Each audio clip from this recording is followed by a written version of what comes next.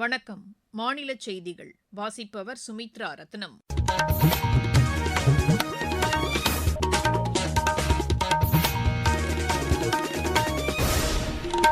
தலைப்புச் செய்திகள்.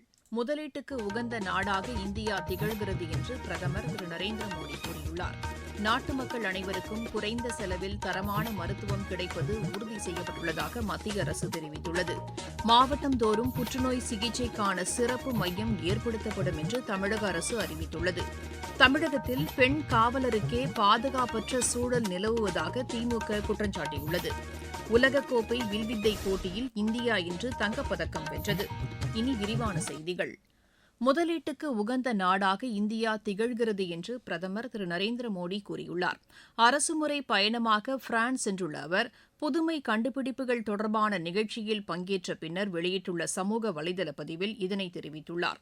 உற்பத்தி, தொழில்நுட்பம் மற்றும் புதுமை கண்டுபிடிப்புகளில் முதலீட்டிற்கான ஏராளமான வாய்ப்புகள் இந்தியாவில் உள்ளதாக பிரதமர் அதில் குறிப்பிட்டுள்ளார். நாட்டு மக்கள் அனைவருக்கும் குறைந்த செலவில் தரமான மருத்துவம் கிடைப்பதை மத்திய அரசு உறுதி செய்துள்ளதாக உள்துறை அமைச்சர் திரு அமித் ஷா கூறியுள்ளார். சமூக வலைதளத்தில் இதனை தெரிவித்துள்ள அவர், சுகாதாரத்துறையின் வளர்ச்சிக்காக மத்திய அரசு கடந்த 12 ஆண்டுகளாக மேற்கொண்ட நடவடிக்கைகளை பட்டியலிட்டுள்ளார். மருத்துவ படிப்பு மாணவர் சேர்க்கைக்கான இடங்களும் வெகுவாக அதிகரிக்கப்பட்டுள்ளதாக அவர் தெரிவித்துள்ளார். ஆயுஷ்மான் பாரத் திட்டத்தின் கீழ் 50 கோடிக்கும் மேற்பட்டோர் பயனடைந்து வருவதாகவும் திரு அமித் ஷா கூறியுள்ளார். தமிழகத்தில் உள்ள அனைத்து மாவட்டங்களிலும் புற்றுநோய் சிகிச்சை அளிப்பதற்கென சிறப்பு மையம் அமைக்கப்படும் என்று மக்கள் நல்வாழ்வுத்துறை அமைச்சர் டாக்டர் அருண்ராஜ் கூறியுள்ளார். ஈரோடு மாவட்டம் பெருந்துறையில் உள்ள அரசு மருத்துவக் கல்லூரியின் பட்டமளிப்பு விழாவில் பங்கேற்ற பின்னர் செய்தியாளர்களிடம் அவர் பேசினார். புற்றுநோய்க்காக ஒவ்வொரு மருத்துவமனையிலும், சென்னை மருத்துவமனை மட்டும் இல்லாமல் காஞ்சிபுரத்தில் ஒரு உயர் சிறப்பு புற்றுநோய்க்கான ஒரு சிறப்பு மையம் கூடிய விரைவில் ஆரம்பிக்க போகிறோம். ஒவ்வொரு மாவட்டத்திலையும் புற்றுநோய்க்கான சிகிச்சை மையம் அமைப்பதற்கு அனைத்து ஏற்பாடுகளையும் செய்யும். மருத்துவர்களுக்கான புதிய பணியிடங்களே கிரியேட் பண்ணுற தேவை இருக்குது. எக்ஸிஸ்டிங் இருக்கிற பணியிடங்களை பார்த்தீங்கன்னா மருத்துவர்கள் ஆல்மோஸ்ட் எல்லாமே ஃபில் பண்ணியிருக்கோம். ஆனால் பல இடங்களில், பல டிஸ்ட்ரிக்ட் ஹாஸ்பிட்டலில், மாவட்ட மருத்துவமனைகளில், தாலுகா மருத்துவமனைகளில் இன்னும் ஒரு ஸ்பெஷலிஸ்ட் டாக்டர்ஸ், சிறப்பு மருத்துவர்கள்னு சொல்லப்படுற அவங்களோட தேவை இருக்கிறது நான் ஒத்துக்கிறேன். புதிய பணியிடங்களை தான் அதை கிரியேட் பண்ணணும். தமிழகத்தில் பெண் காவலருக்கே பாதுகாப்பு இல்லாத சூழல் உருவாகியுள்ளதாக திமுக குற்றம் சாட்டியுள்ளது. இது தொடர்பாக அக்கட்சி வெளியிட்டுள்ள அறிக்கையில், சிவகங்கையில் பெண் காவலருக்கு சிலர் பாலியல் தொல்லை கொடுத்த சம்பவத்தை சுட்டிக்காட்டியுள்ளது. விளம்பரத்தில் கவனம் செலுத்துவதை விட்டுவிட்டு சட்டம் ஒழுங்கு முறையாக பராமரிக்கப்படுவதை தவேக அரசு உறுதி செய்ய வேண்டும் என்றும் திமுக அந்த அறிக்கையில் வலியுறுத்தியுள்ளது. உடற்கல்வி ஆசிரியர்களின் எண்ணிக்கையில் தவேக அரசு சமரசம் செய்யக்கூடாது என்று பிஜேபி மாநில தலைவர் திரு நயினார் நாகேந்திரன் வலியுறுத்தியுள்ளார். இது தொடர்பாக இன்று அவர் வெளியிட்டுள்ள அறிக்கையில் இக்கோரிக்கையை விடுத்துள்ளார். அரசு பள்ளிகளில் 250 மாணவர்களுக்கு ஒரு உடற்கல்வி ஆசிரியர் என்ற விகிதத்தை முந்தைய திமுக அரசு 700 மாணவர்களுக்கு ஒரு ஆசிரியர் என்று மாற்றியதை அவர் அதில் சுட்டிக்காட்டியுள்ளார். இதனையே தவேக அரசும் பின்பற்றுவதாக வெளியாகியுள்ள செய்திகள் அதிர்ச்சி அளிப்பதாக அவர் தெரிவித்துள்ளார். பள்ளிகளில் மாணவர்களின் ஒழுக்கத்தை கண்காணிப்பதில் உடற்கல்வி ஆசிரியர்கள் முக்கிய பங்கு வகிப்பதாகவும் அவர் அதில் குறிப்பிட்டுள்ளார். இதனை கருத்தில் கொண்டு பழைய நடைமுறையின்படியே உடற்கல்வி ஆசிரியர்களின் நியமனத்தை தவேக அரசு தொடர வேண்டும் என்றும் திரு நயினார் நாகேந்திரன் கேட்டுக் கொண்டுள்ளார்.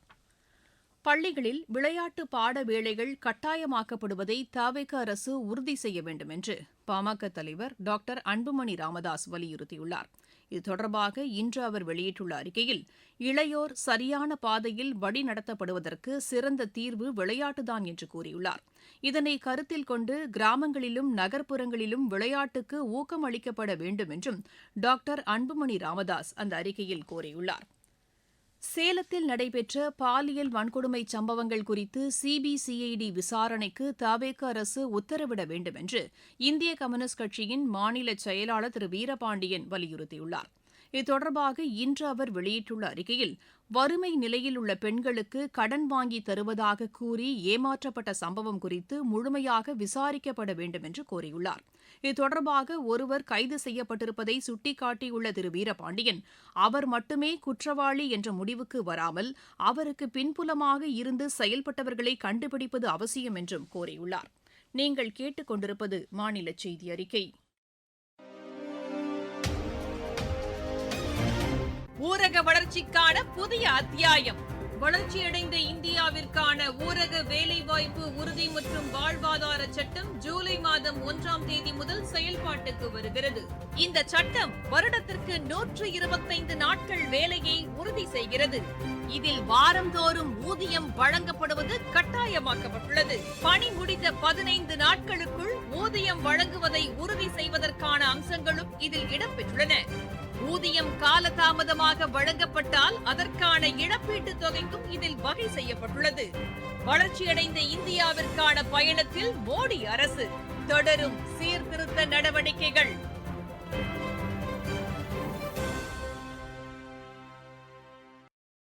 தமிழகத்தின் ஒரு சில பகுதிகளில் அடுத்த 2 தினங்களுக்கு மழைக்கு வாய்ப்புள்ளதாக வானிலை ஆய்வு மையத்தின் தென்மண்டல இயக்குநர் டாக்டர் VR துரை தெரிவித்துள்ளார். எமது செய்தியாளரிடம் பேசுகையில் அவர் இதனை தெரிவித்தார்.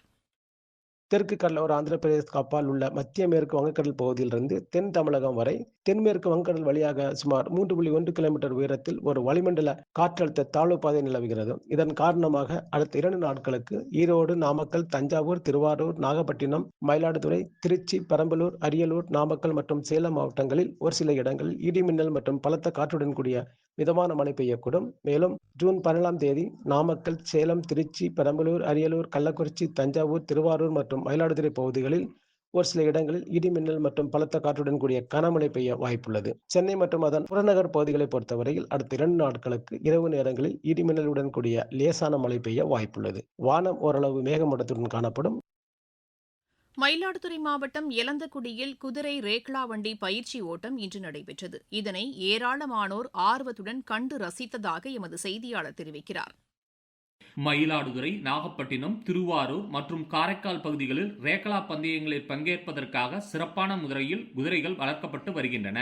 திருவிழாக்கள் மற்றும் சிறப்பு நிகழ்ச்சிகளின் போது நடைபெறும் ரேக்ளா பந்தயங்களில் வெற்றி பெறுவது குதிரை உரிமையாளர்களுக்கு பெருமைக்குரியதாக கருதப்படுகிறது. இந்த நிலையில் எலந்தங்குடியில் நடைபெற்ற பயிற்சி ஓட்டத்தில் பல்வேறு பகுதிகளில் இருந்து குதிரை வண்டிகள் பங்கேற்றன. கருச்சான் குதிரை, நடுக்குதிரை மற்றும் பெரிய குதிரை என 3 பிரிவுகளாக நடைபெற்ற பயிற்சி ஓட்டத்தில் குதிரைகள் அதிவேகமாக பாய்ந்து சென்று பந்தய எல்லையை எட்டின. விறுவிறுப்பாக நடைபெற்ற இந்த பயிற்சி ஓட்டத்தை ஏராளமான ரசிகர்கள் ஆர்வத்துடன் கண்டு ரசித்தனர். குதிரைகளின் வேகமும் ஓட்டுநர்களின் திறமையும் பார்வையாளர்களின் கவனத்தை ஈர்த்தது. மயிலாடுதுறையிலிருந்து மணிகண்டன் குருமூர்த்தி. மாவட்டச் செய்திகள். மதுரை காந்தி நினைவு அருங்காட்சியகத்தில் மாநில அமைச்சர் திரு ராஜ்மோகன் இன்று ஆய்வு மேற்கொண்டார். திருப்பத்தூர் மாவட்ட ஆட்சியர் அலுவலக வளாகத்தில் மாநில அமைச்சர் திரு ரஞ்சித்குமார் இன்று ஆய்வு நடத்தினார். மயிலாடுதுறை மாவட்டத்தில் தேசிய டிஜிட்டல் கால்நடை திட்டத்தின் கீழ் விவரங்களை பதிவு செய்வதற்கு கால்நடை வளர்ப்போர் மற்றும் உரிமையாளர்கள் ஒத்துழைப்பு அளிக்க வேண்டும் என்று ஆட்சியர் திரு ஸ்ரீகாந்த் கேட்டுக் கொண்டுள்ளார். கோவை, சென்னை இடையேயான வந்தே பாரத் ரயில் மீது கல் வீசியது தொடர்பான சம்பவத்தில் 8 சிறுவர்களை ரயில்வே காவல்துறையினர் பிடித்து விசாரணை மேற்கொண்டு வருகின்றனர். சென்னை மாநகராட்சிக்குட்பட்ட பகுதிகளில் 15,710 மெட்ரிக் டன் இடிபாட்டு கழிவுகள் அகற்றப்பட்டு 16 லட்சம் ரூபாய் அபராதம் விதிக்கப்பட்டுள்ளதாக ஆணையாளர் திரு சமீரன் கூறியுள்ளார். விளையாட்டுச் செய்திகள். உலகக்கோப்பை வில்வித்தை போட்டியில் இந்தியா இன்று தங்கப்பதக்கம் வென்றது. துருக்கியில் நடைபெற்று வரும் இப்போட்டியின் கலப்பு இரட்டையர் பிரிவு இறுதியாட்டத்தில் தீரஜ் பொம்மதேவரா, கும்கும் இணை 5-1 என்ற புள்ளிக்கணக்கில் தென்கொரியாவின் கிம் ஜே டியோக், ஓ எஜின் இணையை வென்று இப்பதக்கத்தை கைப்பற்றியது. பிரான்சில் நடைபெற்ற சர்வதேச தடகள சாம்பியன் போட்டியில் இந்தியாவின் பருல் சௌத்ரி வெள்ளிப்பதக்கம் வென்றார். மகளிர் 5000 மீட்டர் ஓட்டத்தில் அவர் இப்பதக்கத்தை கைப்பற்றினார். பிரான்சில் நடைபெற்ற சர்வதேச பேட்மிண்டன் போட்டியில் இந்தியாவின் ரித்விக் சஞ்சீவி சதீஷ்குமார் பட்டம் வென்றார். ஆடவர் ஒற்றையர் பிரிவு இறுதியாட்டத்தில் அவர் 17-21, 23-21, 21-16 என்ற செட் கணக்கில் குரோவேஷியாவின் ஆரியா டினாட்டாவை வென்றார். உலகக்கோப்பை மகளிர் டுவெண்டி கிரிக்கெட் போட்டியில் இந்தியா, பாகிஸ்தான் இடையேயான ஆட்டம் இன்னும் சற்று நேரத்தில் தொடங்குகிறது. பர்மிங்ஹாமில் நடைபெறவுள்ள இப்போட்டியில் டாஸ் வென்ற இந்தியா முதலில் பேட் செய்ய தீர்மானித்துள்ளது. மீண்டும் தலைப்புச் செய்திகள். முதலீட்டுக்கு உகந்த நாடாக இந்தியா திகழ்கிறது என்று பிரதமர் திரு நரேந்திர மோடி கூறியுள்ளார். நாட்டு மக்கள் அனைவருக்கும் குறைந்த செலவில் தரமான மருத்துவம் கிடைப்பது உறுதி செய்யப்பட்டுள்ளதாக மத்திய அரசு தெரிவித்துள்ளது. மாவட்டம் தோறும் புற்றுநோய் சிகிச்சைக்கான சிறப்பு மையம் ஏற்படுத்தப்படும் என்று தமிழக அரசு அறிவித்துள்ளது. தமிழகத்தில் பெண் காவலருக்கே பாதுகாப்பற்ற சூழல் நிலவுவதாக திமுக குற்றம் சாட்டியுள்ளது. உலகக்கோப்பை வில்வித்தை போட்டியில் இந்தியா இன்று தங்கப்பதக்கம் வென்றது. செய்தி அறிக்கை நிறைவடைகிறது.